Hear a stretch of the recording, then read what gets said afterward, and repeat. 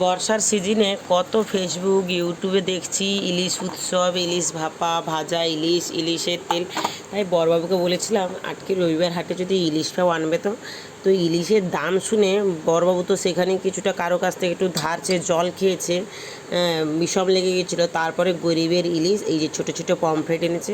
আমি বললাম ঠিক আছে, আমি এটাতেই আজকে ইলিশের স্বাদ পাবো। একে আজকে হ্যাঁ দেবো, হ্যাঁ ভেজে দেবো, খাবে।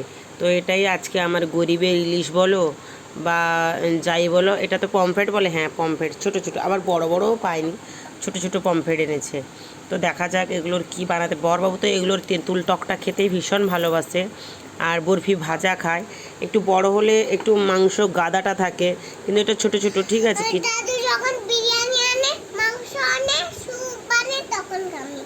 আচ্ছা ঠিক আছে, এটাই হচ্ছে আজকের আমার ইলিশ।